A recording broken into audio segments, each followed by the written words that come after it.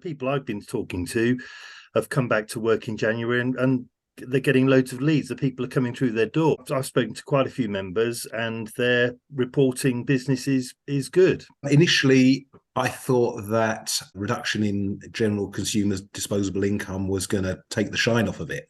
I think the reality is exactly what David said. Everybody that we're visiting and talking to are having a relatively good time of it. It's buoyant, it's positive. I think part of that is because we're dealing with some very good quality businesses. They're not letting the market dictate to them. They're going out and finding ways to create demand, create inquiries, and then they're acting on them.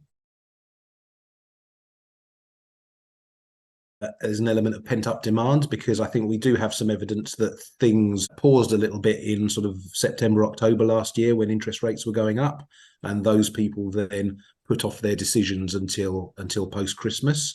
So I think what we're seeing at the moment is some business that may in another situation have been in 2022, but we're seeing it in Q1 of 2023. I can reference back to sort of 2008 credit crunch, and I think that it was a similar feeling. We thought the world has changed, and not as many kitchens will get sold. And I think to an extent that was true. But what happened was that the value of those kitchens grew because people's motivations for purchasing were slightly different. It wasn't about go out and a quick flip. It was about investing for the long term. So that's where kitchen specialists come in. My point of view, I think I wouldn't say challenges, but there's always a question as to how to create leads, how to get the right customer in the showroom, and I think that's ongoing. People are refining that process, working out what works for them against the backdrop of changing motivation in consumers. I'm with Paul. I think yes, there are challenges, but our retailers tend to be pretty switched on to moving forward. That's all you can do. When we were in Messer in Germany in September, open house, that quite a lot of the manufacturers don't see themselves as kitchen manufacturers. They see themselves as furniture manufacturers. They had home office areas and media walls and that type of thing, and they're adapting what they offer so that we can supply furniture for the whole house. We know that the demand is strong for outdoor kitchens at the right price point. Sort of cut my teeth in kitchens with a business where we only had access to one product range. So we spent a lot of money on marketing to get customers into the showroom, but then in reality, we only had a product that would maybe suit 50% of those people that came through the door.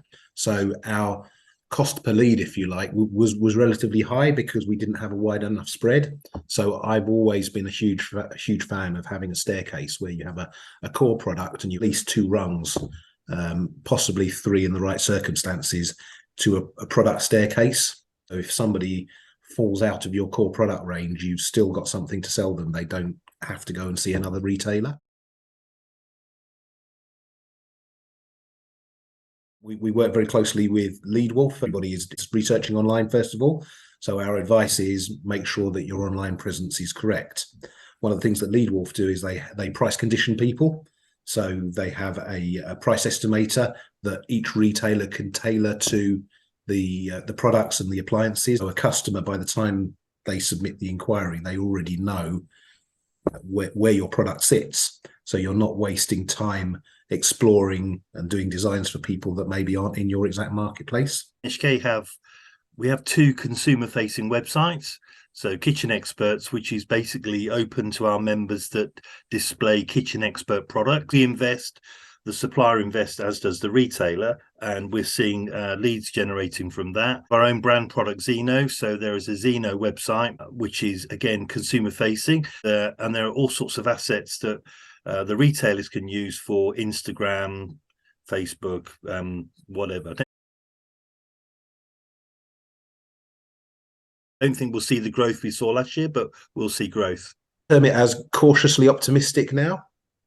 So I think that there'll be some challenges there to overcome, but I think particularly for our retailers, they're well equipped to overcome those challenges. I'd like to think that's because of what the value that we add as MHK and the advice that we can give them as well. If people come out level or 10% ahead of where they were in 2022, I think that's going to be a good performance.